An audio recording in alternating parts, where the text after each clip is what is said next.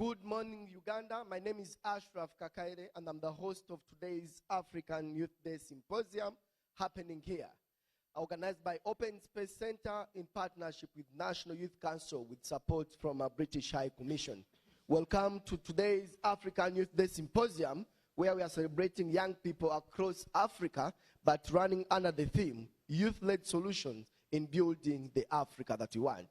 For all those that have joined us live at NTV, I want to welcome Mr. Wakib Bunya, the team lead of Open Space, to give us official opening of today's symposium. Wakib. Thank you very much, Ashraf.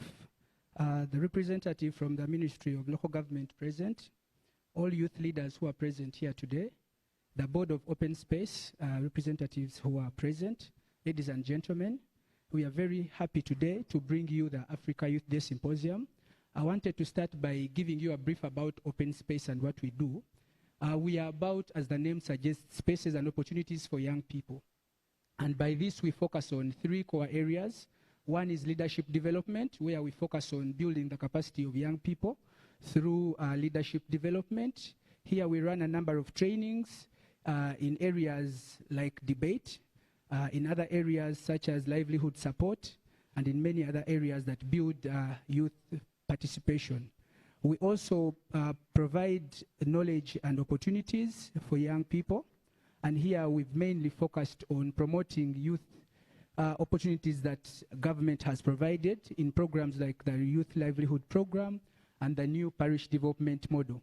We are also about influencing and advocacy, where we provide opportunities for young people to interact with policymakers and to also be at the decision-making table. For this specific Africa Youth Day Symposium, for us it was a unique opportunity to bring the African youth on the table to be able to be part of the discussions around their future. Because many a times when we think about the future, we forget that the future is also African. When we imagine the future, we imagine skyscrapers, we imagine televisions. These are the kind of things we imagine, but we've never imagined a skyscraper hut, you know, like the ones in Karamoja. We never imagine the kind of clothing that we've put on and the creativity that young people are making. So for us, we thought that we would use today to reflect on such innovations and the future and art and what it means to be young people. The other key thing is that because the parish development model is really a mind-blowing opportunity that has presented itself in this country, we thought that young people would be at the forefront of this program. And specifically, we looked at young people who are leaders at the parish level, because many times these are the leaders who never get these opportunities. So the program that we are running, through which this symposium is being organized, is specifically going at the parish level, and we want to go a step further and create youth desks, where young people at these desks are able to go in and interact with the leaders that they've elected, and they're able to get feedback and support. And then we will also be able to connect them to radio stations and community platforms, where they are able to talk about opportunities and issues that affect them in their different constituencies. So that is mainly what we are doing. Once again, I'm very happy for this opportunity today, and for the fact that we've had a very good turn-up, and the fact that we are live on TV. It's an opportunity that usually young people don't get, and today we decided to provide that opportunity. Thank you so much, Mr. Bunya. Allow me call you by your African name, because we are celebrating the African Youth Day today. Maybe for the audience that have just joined that live at NTV Uganda, earlier on we had a reflection on the African Youth Day theme, which really leads youth-led solutions for building the Africa that you want. We had that interaction. And right now, at this moment, ladies and gentlemen, allow me welcome the person that's going to give us the keynote address about youth participation opportunities presented by the Parish Development Model in Uganda, none other than Mr. Ogwal Obeya. Those are his African names, and David, who is a principal policy analyst from Ministry of Local Government, is going to give us a keynote on the opportunities that are available in the Parish Development Model. And immediately after his presentation, we shall have a panel discussion by Mr. Emmanuel Chitamirike, a policy analyst, but also Jacob Eyeru, the chairperson of the National Youth Council, will be joining us. And Jacob Eyeru will be also looking at the National Youth Council to reflect on the youth participation at local government level. But also we shall have Mr. Honorable Edison Rugumayo, the MP representing young people from the Western region, and Consul Rachel, who is representing young people in the informal sector. That will inform our panel. At this moment, join me to welcome Mr. Obia to give us a presentation on opportunities presented in the parish development model. Mr. Obia. Yeah, thank you. Distinguished participants in your respective capacities, ladies and gentlemen, I would like first to thank the organizers of this very important event. And I would also like to thank you all for sparing time to participate in this conference. The African Youth Day is commemorated on the 1st of November each year.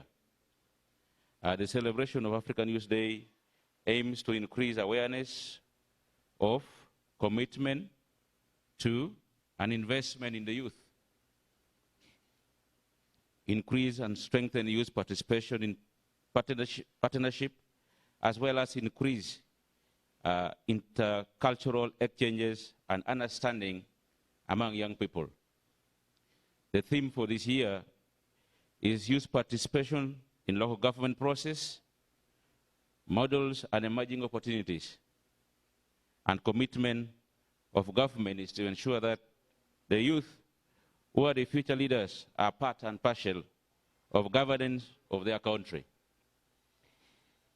And this is evidenced by the youth representation in the National Assembly, the Parliament of Uganda, local councils in local governments, and the National Youth Council that have embraced this occasion today.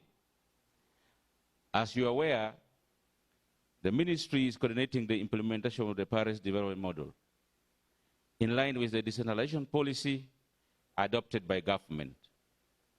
Allow me to reiterate the mandate and functions of the Ministry of Local Government before I come to critical issues that need clarification during this conference.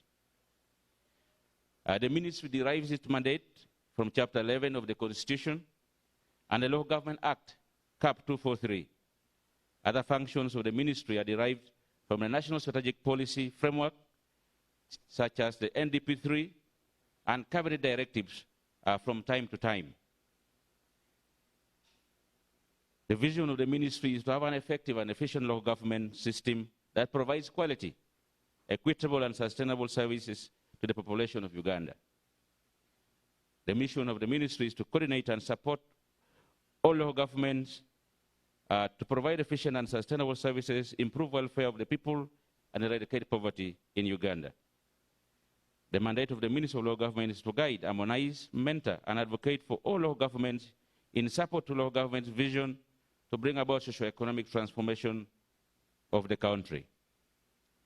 The ministry's function is one, to ensure that local government comply with the statutory requirements and adhere to the national policies and standards, ensuring that local governments are transparent, accountable to the people in the way they utilize public resources so that development occurs. Facilitating the implementation of decentralization policy, enhancing democratic governance in the country by developing and reviewing systems, structures, statutory instruments, and guidance on local governance. This is done through preparations and disseminations of guidelines for the purpose of compliance. Ladies and gentlemen, we build capacity of both human and institution in the local government for efficient and effective service delivery to the citizens. Promoting local economic development as a sixth pillar of decentralization in support of wealth creation at the household levels with a view of rising taxable incomes and reducing dependency. A number of developments have come up over time, and the ministry would like to note as follows. One, implementation of the Paris Development Model. The Paris Development Model was approved by Cabinet in March 2021 as the main vehicle for reducing poverty through moving households from subsistence to monetarized economy beginning financial year 21-22. The PDM is also an implementation mechanism of NDP3. The Paris Development Model brings together both the state and non-state actors to provide goods and services to the subsistence household in a coordinated, collaborative, participatory manner, using the parish ward as the epicenter, as a last mile for development. The Paris model was conceived in the National Development Plan 3 and agreed upon in the National Resistance Movement Manifesto 2021-2026 as a vehicle for reducing poverty at the grassroots level. The implementation of PDM was approved on 15th March, and its implementation started effective 1st of July this year. In his State of National Address this year, His Excellency the President emphasized the need to get the households from subsistence production into the money economy. He directed that modality be developed to put in place a mechanism that focuses on the parish as the basic structure of government to deliver the people and the community out of poverty. Ministry of Local Government is the lead agency for implementation of the Paris Development Model and has accomplished a number of milestones. One, a number of approvals have been acquired regarding coordination framework at the national and subnational. These include the National Policy Committee, chaired by His Excellency the President, the Paris Development Model Secretariat, comprising of the coordinators and the deputy coordinator, the staff from 9 ministries heading the PDM pillars, and the focal persons at the district local governments, cities, and local government, and the Paris Development Committees. 2, develop guidelines and manuals to support the Paris Development Model. 3, popularization of the PDM on different media houses has also commenced. And most of you, ladies and gentlemen, you could have heard quite a number of these presentations on Paris Development Model. On the side of local governments, as a prior actions, I expected to recruit the parish chiefs and town agents to fill the vacant positions. The parish chiefs and the town agents are the drivers of the Paris Development Model, in which we expect the youth to participate and make sure that these vacancies are filled up by young and energetic citizens to drive this model forward. The overall objective of the Paris Development Model is to create social transformation by increasing food security, income in the households, the PDM being implemented through the country with a clear objective to get the household out of the subsistence production into money economy within the next 5 years. The immediate target is the 39% of the households who are still in the subsistence sectors. How is PDM different from other wealth creation programs? Ladies and gentlemen, PDM is a multi-program that is anchored on the one government approach, integrating interventions at various ministries, departments, and agencies at the parish level in order to provide holistic improvement in livelihoods and income of the household. PDM does not focus on individuals. Instead, PDM has a clear target of uplifting households which are still in subsistence production into the monetary economy. PDM centers on the parish award as a last milestone of administration structure for community-based planning development. The parish chief, the town agent, is a public officer of government at the lowest level of administration to oversee implementation of the Paris Development Model and by providing guidance to the Paris Development Committees. Whereas implementation of the PDM will be done through the local government structures, like it's done in the other development programs, decision-making in the PDM involves active participation of various stakeholders at all levels, thereby strengthening democracy by deepening the policy of decentralization in Uganda. The main pillars of the Paris Development Model, in which the youth are supposed to participate fully. 1, production, storage, processing, and marketing. This will focus on improving the production value chain by promoting economic activities at the community level in both the rural areas and the urban areas, especially in agriculture. The households shall be supported to produce enough food security and for sale to the market. This pillar is aimed at supporting the creation of a more productive jobs and wealth for Ugandans, especially in increased production and productivity, agro-industrialization, private sector development, transportation, storage, better handling of produce, digital transformation in production and manufacturing. Households at parish level will be organized into area-based community clusters, and they will work together with the parish development committees to identify their peculiar needs and opportunities to create more jobs and wealth in the parish. Guidance shall be provided by the Ministry of Agriculture, Animal Industries and Fisheries on the appropriate enterprises for each area, based on profitability, market, availability, land acreage, and overall government policy. Pillar number 2, infrastructure and economic services. This includes community access roads, improvement of choke points of bridges on community roads, upgrading local markets, extension of electricity to community, water for domestic use and production, banking and insurance, internet connectivity to every sub-county, and development of appropriate e-services to enhance economic services and livelihood at the grassroots level. The government provision of community-based infrastructure shall be assessed and planned such that it supports the economy at the parish and ward.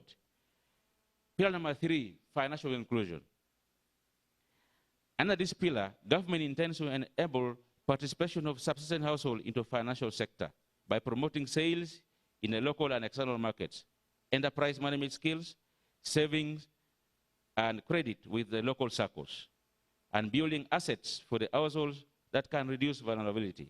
The PDM will avail resources at the parish level for households in the subsistence production to invest in enterprises that will support livelihood of the family and generate a surplus to sell in a local market. This will be through a revolving fund for procurement of inputs, equipment managed by the parish ward development committees. His Excellency the President has pronounced an allocation of 100 million per parish beginning July 2022-2023. The revolving fund will be for all in the community: women 30%, youth 30%. The other group that will include all these two categories, 30%. The 10% will be for disabilities and older persons. These should be organized in groups to support production, processing, and marketing along different enterprises and non-off-farm products. It is envisaged that within the 5 years, the revolving fund will cover at least 4.4 million households, which is 1/3 of the households in the subsistence economy. Training in financial literacy, supervision among us, supervision, management, technical support, and advice shall be by the local government extension staff supported by local private sector and civil society organization. Ladies and gentlemen, you will see that all of us will get involved into this. Provision of social services, another pillar.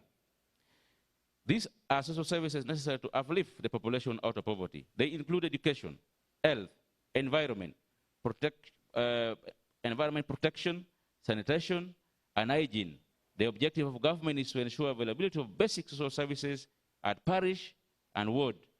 Government will support and equip the village health teams, ensure functionality of the health centers, construct and upgrade primary schools with at least a primary school at the parish level, ward, and government will strengthen environment management at the community level as a key component of the parish development model. Community information system. This is pillar number 5. In order to track changes in the community, it is necessary to implement a system to benchmark the current situation of incomes at the household level within the parish, capture basic indicators, aggregate them at the parish level, and produce reports at the higher level of government. The parish-based management information system will support community profiling, data collection, analysis, tabulation, storage, dissemination at the parish level. This will enhance planning and decision-making and avail the much-needed administrative statistics of the local government level. The parish chief will be the primary data collector and a manager in the parish and will maintain and update the parish stock ward register. Ministry of Information and Communication Technology, National Guidance, and Uganda Bureau of Statistics shall train the staff on the use of computers and ensure application of the appropriate software to capture the data, analyze it, and produce reports. They shall ensure safety and quality. Community mobilization and mindset change. This is pillar number 6. Poverty eradication requires massive program of community mobilization, sensitization, and communication. So as to cause change in the attitudes of our people, the PDM shall focus on adoption of right ways of thinking, attitudes to poverty eradication, and social transformation. Programs shall include building of culture of people participating, ownership of government initiatives, promoting values and safeguard of positive African traditional varieties, plants, animal genes, and cultural practices. The last pillar, governance and administration. Development requires strong, popular, and accountable administration and management. At the community level, the PDM will be implemented through the existing structures of government at the local government level, with emphasis on reports, accountability, integration of programs, as well as participation of non-state actors. The concept of one government approach requires presence of all government agencies at the parish level in a coordinated, participatory, transparent, and accountable manner. In conclusion, ladies and gentlemen, government is committed in addressing the plight of the citizens with your cooperation as young people and commitment to work alongside other stakeholders. We should ensure that parish development model initiatives provides the key out of poverty to the subsistence households, increase production, and create jobs for the young people. Government is committed to provide additional resources to finance decentralized services, which is currently inadequate. However, I call upon you to be part and parcel of the implementation of the parish development model to see us out of poverty. I say this for God and my country. I thank you. Allow me to appreciate Mr. Obeya for the presentation of the opportunities and the parish development model. What is key that I got from Mr. Obeya's presentation is that the PDM is going to be implemented within the existing local government structures. So young people out there, from me, I feel it is an opportunity. It has also been confirmed that government has, that cabinet has approved the model. And like the president said, 100 million shillings at each and every particular parish. Something that is also interesting is the structure on the committee that will be ensuring that we have the parish development model implemented. We are going to be having the chairperson, LC1, as the committee chair. That is interesting. So the local people are getting people to lead that understand the chairperson. LC2, that's the parish chairperson. Okay, I'm seeing the parish chief as the secretary of the committee, the chief. Then we have chairperson of the women council. So women out there, this is your thing. We are also having the chairperson of the National Youth Council, parish. Chairperson LC2 for the youth. And also the chairperson for Disability Council. And also lastly, the chairperson of the ruling party, the NRM party. Okay, I feel with that structure, it is young people already having some gaps to ensure that they can also be benefiting from even at the start of the PDM. At this moment, ladies and gentlemen, I want to introduce my panel. Like I said, Mr. Emmanuel Chitamirike, a policy analyst, will be joining us online on Zoom. We shall also be joined by Mr. Jacob Eyelu, the chairperson of the National Youth Council. We shall also be joined by Honorable Edison Rugwamayo, who is the MP representing Western Region. And Rachel Conso will be sharing with us her thoughts from the perspective of young people in the informal sector, but also students. At this moment, ladies and gentlemen, you've heard it from Mr. Obeya. I chose to call him by his African name because we are celebrating the African Youth Day. We're going to have Mr. Chitamirike Emmanuel coming in first.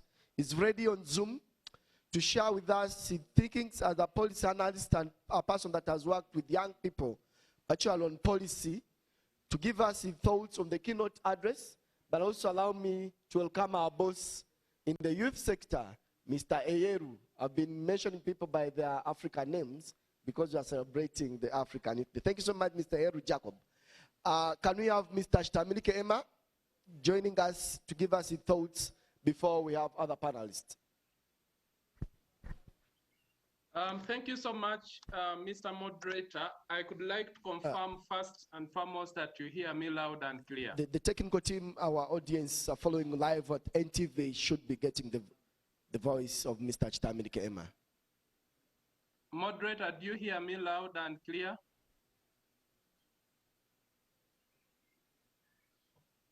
Do you hear me? Emma, we are hearing you, but slightly the technical team at NTV. We are live at NTV is trying to make everything possible to ensure that we hear what you're saying. And the team is telling me that you can go ahead, Mr. Shtamilike Emma, share with us your thoughts. Okay, thank you so much. Thank you so much. My name, as introduced, is Emmanuel Shtamilike, and thank you for inviting me to speak to this very important dialogue. I'm a policy analyst. I work at Makerere University as a principal planning officer, but I'm also closely associated with the Public Policy Institute as its associate director. I would like to thank Mr. Gwal for the presentation, very candid presentation on the parish development model. And here are my remarks in light of the presentation. First and foremost, I really appreciate government for coming up with a parish development model. Reason being that for the first time, we will see money from the consolidated fund going down to the lowest administrative structure in this country, which is the parish, and thinking that 10,595 parishes in this country are going to receive over 1 trillion Uganda shillings, with each one of them receiving 100 million, for me is a good thing, even before we look at the outcomes of this program. Secondly, I also want to appreciate the fact that in light of the guidelines, there are already structural allocations in terms of how this money is going to benefit the different categories of people in society. Mr. Gwal talked about women, he talked about youth, he talked about people living with disabilities, and the other categories of persons in the respective percentages. I think that this is good. And this is a move away from current but also previous programs that have not really designated on allocations the different groups of people that we have in societies. That said, the young people, I think, need to raise specific issues, and I'm happy that I'm speaking before Jacob Eyeru. Maybe some of these things, Jacob and his teammate have already looked at them and made inputs. I think that we need to be sure on the guidelines for setting up the parish development committees. We already know how the money is going to be allocated. 30% women, 30% youth, 30% to other groups, and 10% to disabilities. Can we see this reflected in how the committees are structured? Because without this, then it's going to be difficult for the money to eventually reach the intended categories of people. I think that that is important. The second one is that Mr. Gwal didn't mention about something but didn't emphasize it. The parish development model talks about or emphasizes priority commodities, mainly marketable crops. And if you look at that document, they outline the various crops that will be a priority. While this is good, I think that it is counter to the principle of local economic development, which is directed towards the identification of investment opportunities and also making optimal use of already existing local capacities. And I'll give you an example. Not every parish is really engaged in subsistence farming, growing crops. There are parishes, for instance, that would like to invest their 100 million in mineral exploration or adding value or mineral beautification. There are parishes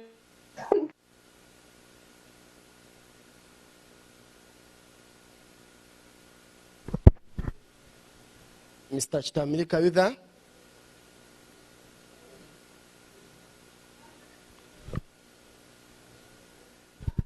I think Emma has some network issues.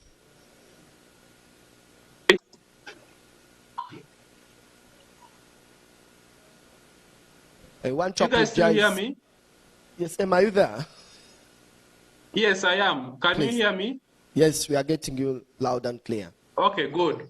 So if you restrict the PDM to very specific crops, looking at households that are engaged in these particular crops, then I think that a significant portion of could-be beneficiaries are going to be left out in this particular allocation.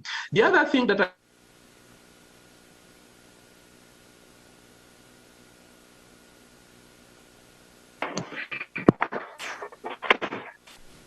I want I think Mr. Chitamilika has some network issues. Maybe, Emma, you could try switching off your video and we see. We are live at NTV with the African Youth Day Symposium organized by... Emma, are you there? Yes, I am. Please. Yes, I am. Can you hear me? Loud and clear. Live at NTV. Good. Good. So it is possible that government has not used the evidence generated from other programs, such as the Youth Livelihood Program, to design the PDM. I want to highlight, for instance, the Youth Livelihood Program was money loaned out to young people, given a grace period, but we note that the repayment rates were very low. We know that there was bribery and corruption. We know that youth formed groups so that benefit obtain money from this particular scheme. How do we distinguish the parish development model not to suffer from the design deficits or defects from some of the previous programs? And then lastly is that the concept of beneficiaries belonging to a group as a precursor to being supported is good, but comes with its own social action challenges. There will be groups that will be solely formed to access funds, and there will be existing groups that will disintegrate after accessing the funds. The concept of support to individuals who have excelled, and I will say individuals in households who have excelled in certain trades and commodities, I think that should be considered alongside some key factors. For instance, can we be able to look out for households in a certain parish that have already excelled in certain trades, in certain growing of crops, and then support them to become model farmers? If you have an existing entrepreneur at the parish level, I could like, through this PDM, to ask, if we gave you more money, if we gave you more 15 million, can you create jobs? Can you create another 10 or 15 jobs for young people? Than saying young people or women from groups and then obtain this money. Thank you so much.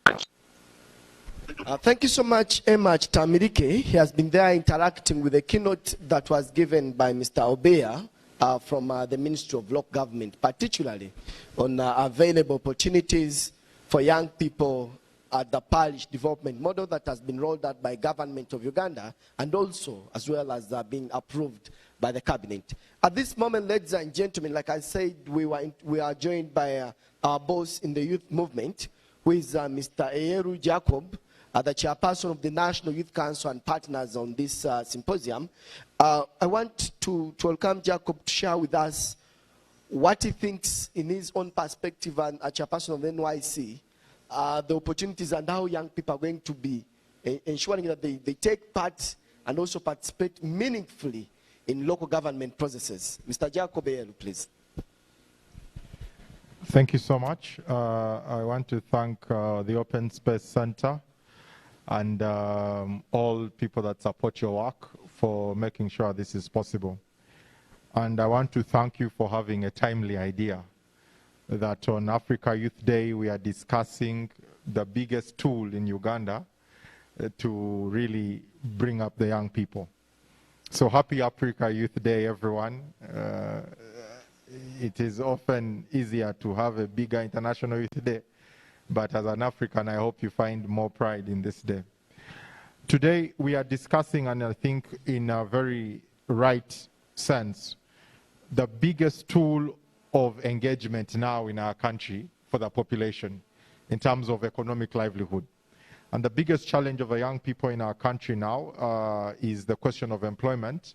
So an engagement that deals directly with livelihood is an engagement for youth.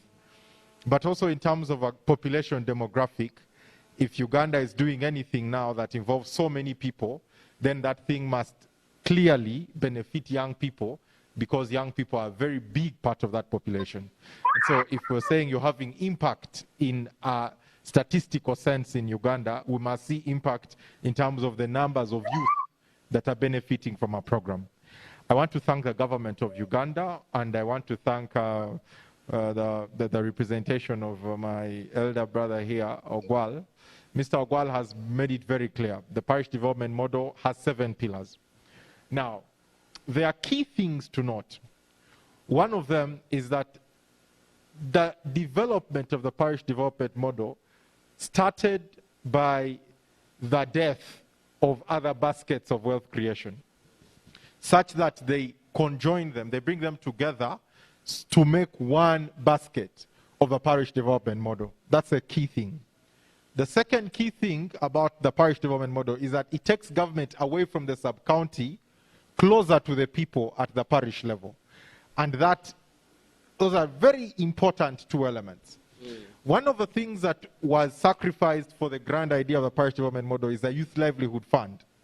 The government has not capitalized the Youth Livelihood Program for the last 2 to 3 years, because we are moving into the first phase of a parish development model. Okay.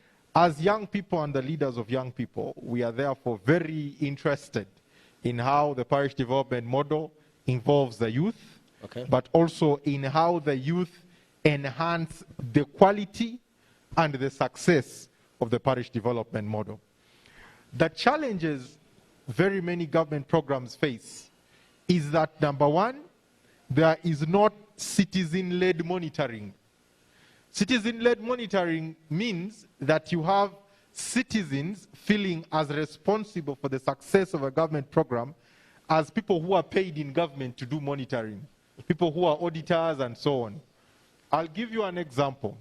Today, government is implementing NUSAF 3. But we've had NUSAF 1, we've had NUSAF 2, and we're now NUSAF 3. True. We have invested over 3 trillion in total in NUSAF programs.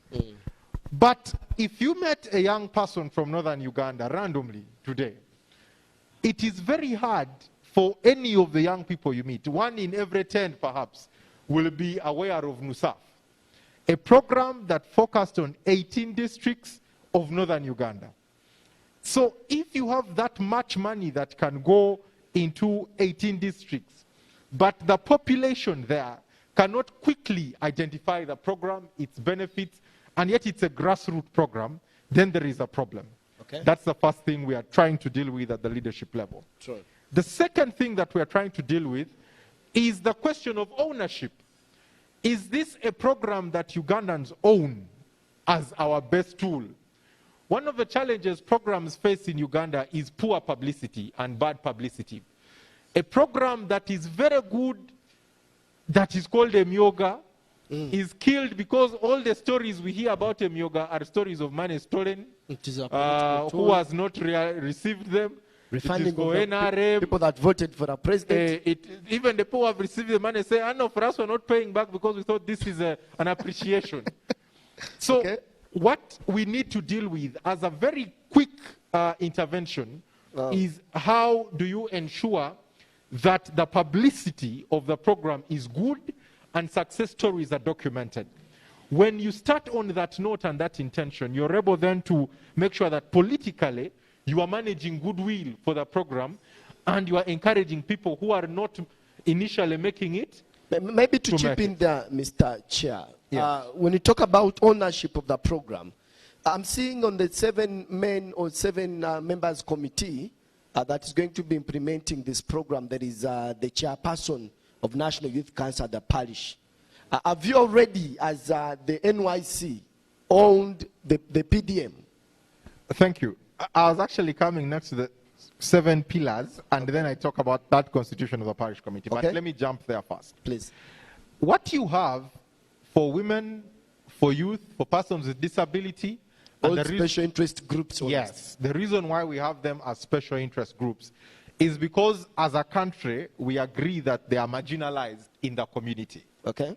Whether they are majority or not, we agree that they are marginalized in our community. We have more women than men in Uganda, but women continue to be marginalized in their majority. It means that those majority groups do not have power in the community, even in their majority number. So you classify them as special interest to protect them, but also to advance their interests.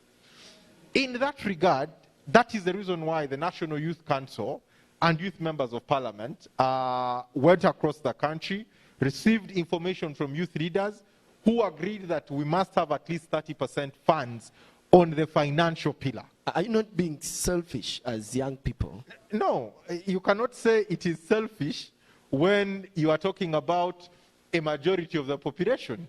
You cannot say we are in fact, we could have asked for 50. But we were considerate and said, no, this is for the whole country. Okay. They are cross-cutting age groups. There are women who are youth, but they're also women. Exactly. So they are there. So 30% on women's side has some youth. There are young people that live with disabilities, and they are also youth. Those that with Exactly. So that's why 30% is a justifiable one. Okay. So that is how we agree on 30%, and we are willing. But the important thing for youth to know is that 30% of parish development model is better than 100% of YLP as it was. Because if you capitalize the parish development model at 100 million, 30% is 30 million per parish. In 2018-2019, the Youth Livelihood Program was capitalized with 38 billion. If you divide 38 billion by the 10,500 parishes of Uganda, each parish and that youth in that parish would be accessing effectively 3.3 or 3.32 million, to be specific. And so even if we were to say we want the youth livelihood more, we would have to capitalize that alternative program by over 100% times to be at the 30%. I get you. You have to be at 1,000% to equal the parish development model. So it is very welcomed by us at the National Youth Council. The parish development model is very welcomed by the youth leadership. Okay. What we want is that it does not die the natural death of programs in Uganda, where the program has so much money, but because there is no community involvement and mobilization, the program gets bad publicity, there is corruption, but no one reports. And one of the structures through which that can be guaranteed is the National Youth Council. We have 635,000 elected youth leaders at the village level. When you go to the parish level, the chairperson of the parish committee who sits, of the National Youth Council parish committee, who is going to sit on the parish committee of the parish development model, leads a team of 9 people. So our idea is that those 9 people can form a monitoring team at that level. At the parish. For the 30% of the funds that are coming to the youth. Such that the relevance of the representation on the committee is there. Because the parish youth chair alone is still marginalized on the committee. But if he comes from a position of representation, then you have a report of what the youth in this parish have agreed, and resolutions of the youth at the parish are binding. Actually, it will even help him to get other voices from other zones that they represent. So, Ashraf, just the final point. Please. And I want to request Mr. Ogwal to take this back. The way the parish development model is structured is that it has 7 pillars. The way it is preached in the public and the common narrative is that it is 100 million coming to each parish. That discrepancy means that people will focus on one pillar of the parish development model. And as a National Youth Council, we have noticed that it is important that we undertake training of district youth leaders to become now the voices which help you with the number of pillars and letting this thing go out as a full block. Because when you kill one of the pillars, it's no longer the parish development model and its full intention. True. It is just now a question of how much am I receiving. And that's very little of what the parish development model offers. It is a very good tool if we implement it in a very good sense. And so that is it from us. Thank you so much, Mr. Jacob Eyeru, the chairperson of the National Youth Council. Those following us live at NTV, Jacob Eyeru has been trying to dip into the youth participation in local government processes, but focusing on the keynote that was given by Mr. Abea from the local government ministry, but also not to forget that we are looking at the parish development model and the opportunities available for young people. At this moment, ladies and gentlemen, I want to bring in now another way of thinking from the informal sector. Rachel Conso here presents young people in the informal sector, but also young people that are students. Some of the comments that are coming in, Rachel, online, of course, via Zoom, people are saying that there is a lot of English in the parish development model, but then most of the issues and most of the beneficiaries at the parish level are people that are a bit illiterate. So as a student, but also as a young person from the informal sector, what do you think about the model, first of all, but also what do you think about the presentation of Mr. Abea on the opportunities that you're having in the parish development model? Thank you very much, Ashraf, and thank you to everyone who is participating in this particular symposium. I'm excited that young people, especially from the informal sector, have taken off time to join us via Zoom. And so they're listening in and they want to take in whatsoever is happening here, but also their views are very important. That's why I'm trying to represent them today. So firstly, for me, if I'm to talk about the parish development model, I'll just go back to the aims that were earlier highlighted by the gentleman on my right. So he says that the first aim is to deepen decentralization, but also secondly, improve household incomes, enable inclusive, sustainable, balanced, and equitable economic transformation. Now that is what everyone has always wanted from 1986 up to now. That is what we have wanted, I mean, for all those years. So how am I going to relate these aims to what is happening in the informal sector and what young people are going to benefit from? So, firstly, Mr. Eyeru just said moments ago that there is bad publicity. Now, why is this bad publicity coming out? It's because we have, one, selfish people managing these programs, but also secondly, they are very self-centered. Selfish people managing the program in court. Yes, that's how we are taking selfish. Okay. So, how are they selfish? The fact that you're in a position does not entirely make you one who has knowledge about everything that happens in society. And so that means it calls for wider consultations from the people. The citizenry are direct stakeholders in this. So if you go and draft the parish development model and the views of the young people, especially let's say in slum communities around Kampala, let's say the 99 wards that are going to be benefiting from the PDM, that is probably about 4.5 million people. That is the estimate. Now, if the views of these people are not captured, that is why they are saying there is a lot of English in this, simply because probably no one or just a few people passed around the communities of Kamo, Chao, Katogo, Onamongo, somewhere, and said we're bringing PDM, but they don't even understand what PDM is, you know? You're speaking to them, you're sending stakeholders from the ministries, departments and agencies to go to the communities.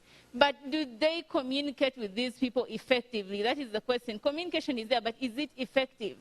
That is where the bad publicity is coming from, because when they hear that 100 million came, where did it go? That is the first question. So if there is nothing evident that is seen in those, you know, let's say underserved communities around Kampala, then the bad publicity is going to continue over and over again. Also, secondly, what exactly are the challenges that these young people, especially in those underserved communities, are facing? And does the PDM actually address those challenges? Challenges like unemployment. These days, it's not even about saying that people are unskilled. We have very many skilled persons living in underserved communities in Kampala. We have the semi-skilled and also the unskilled.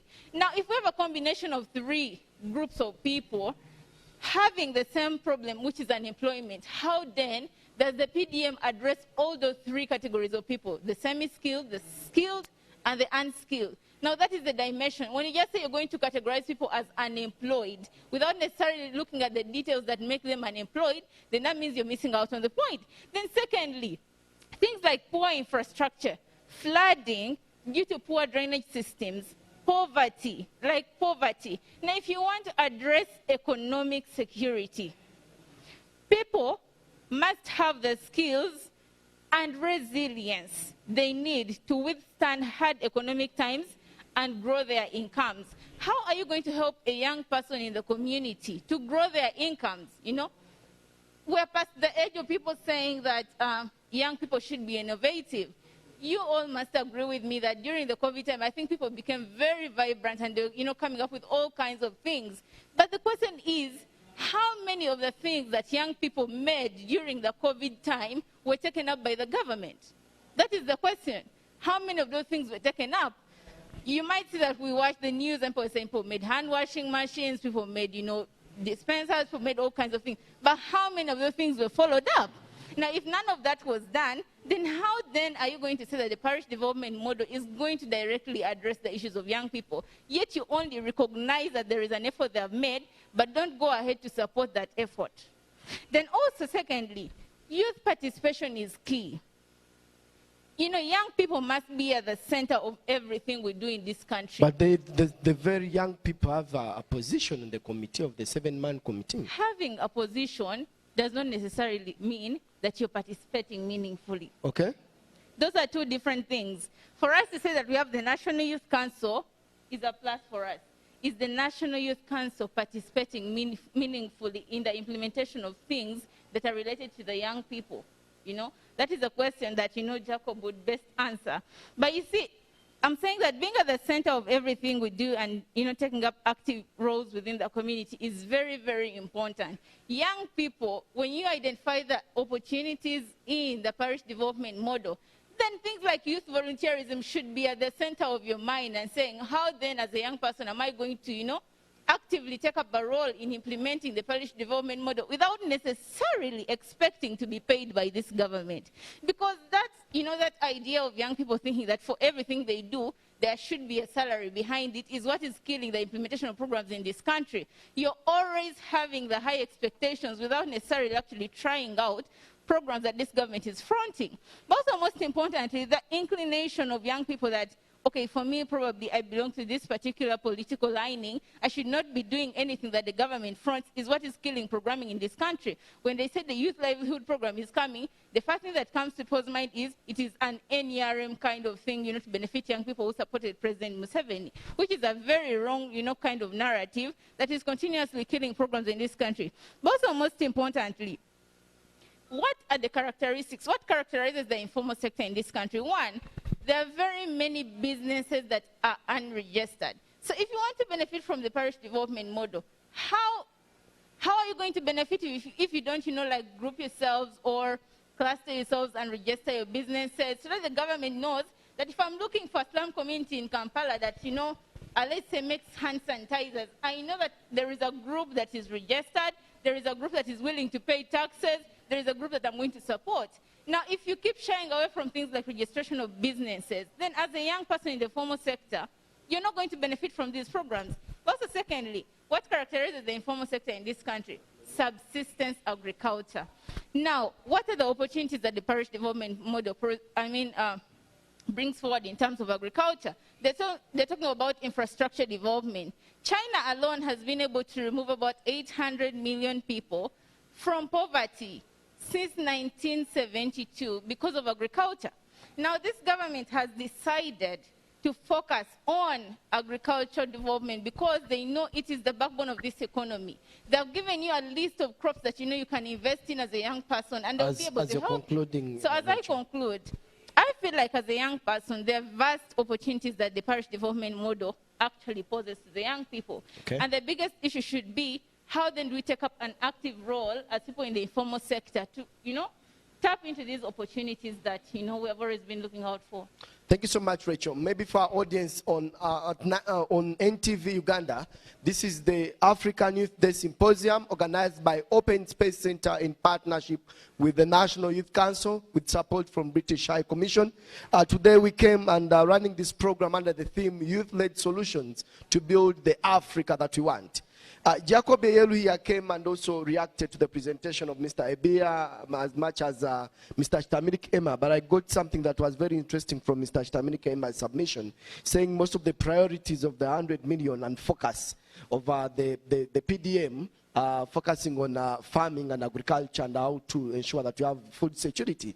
But then if we have to ask ourselves how many parishes in Kampala, particularly, can in a way practice agriculture if you are not going to do what we would call modern farming. But because I feel there are a lot of capacities that need to be built, but also you had Rachel's submission of young people businesses not being registered, but also participation of young people in the PDM, ensuring that it should be meaningful.